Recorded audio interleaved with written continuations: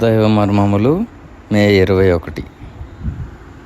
నీవు నీ దేవుడైన యెహోవా ఆజ్ఞలను అనుసరించి ఆయన మార్గములలో నడుచుకొనిన ఎడల యెహోవా నీకు ప్రమాణం చేసి ఉన్నట్లు ఆయన తనకు ప్రతిష్ఠిత జనముగా నిన్ను స్థాపించును. ద్వితీయోపదేశకాండము 28వ అధ్యాయం 9వ వచనం. బెన్యామీను గోత్రం వారు కొందరు ఎబీసీలను యెరూషలేములో నుండనిచ్చిరి. మొదట వారు దాసులుగానే జీవించిరి. క్రమేణా ఆ కొందరే బలమైన జనాంగమైరి.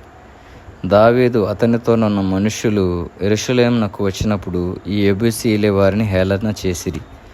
దావీదు వచ్చెనని వినినప్పుడు ఎంతో తృణీకారముగా, దావీదు ఎవడు, ఒక గుడ్డివాడు వెళ్ళి అతనితో యుద్ధం చేయగలడు అనిరి. యెరూషలేమునందు వారు ఎంత బలముగా స్థిరపడి ఉండిరనగా వారు దైవజనుడైన దావీదును వెక్కిరించి ఎగతాళి చేసిరి. విశ్వాసులుగా నుండి మనం ఎన్నో విధములుగా నష్టపడుట చూచుట ఎంతో విచారము. నేను నామకార్థ క్రైస్తవులతో కాదు, తిరిగి జన్మించి ఉన్నామని చెప్పుకొని వారితోనే మాట్లాడుచున్నాను.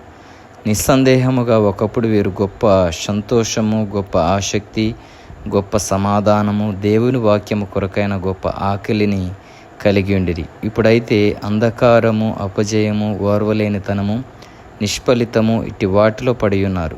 ఏలయనగా ఒకడే కాక అనేక మంది ఎబూసీలు వారి హృదయములలోనూ కుటుంబములోనూ ప్రవేశించున్నారు. యెరూషలేము నుండి ఎబూసీలను దావీదు పారద్రోలుట సులభమైన కార్యం కాదు. దేవుడు తన సొంత విధానములు దావీదును సిద్ధపరచవలసి ఉండెను. మొట్టమొదట దాదాపు 8 సంవత్సరముల పాటు దేవుడు దావీదును సౌలు వలననేమి, అబ్షాలోము వలననేమి, ఇతరుల వలననేమి బాధాకరమైన శ్రమల గుండా వెళ్ళనిచ్చెను.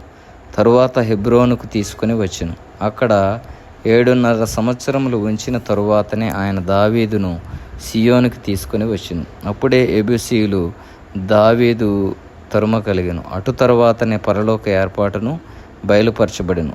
తరువాత దేవాలయం కట్టబడెను. తరువాత దేవాలయము మహిమతో నిండబడెను. కాబట్టి మనము కూడా ఎబీసీలు వంటి కార్యములు మన యొక్క జీవితంలో దేవునికి వ్యతిరేకముగా ఉన్న కార్యక్రమములు కానీ, దేవునికి వ్యతిరేకముగా ఉన్న జీవితము కానీ, దేవునికి వ్యతిరేకముగా ఉన్న నడువడి, సాక్ష్యము, జీవన శైలిని కానీ మనము కూడా పారద్రోలినప్పుడు మాత్రమే దేవుని ఏర్పాటు మన ఎడల బయలుపరచబడును. అప్పుడు మాత్రమే మనము ఆయన ఒక దేవాలయముగా కట్టబడదాము.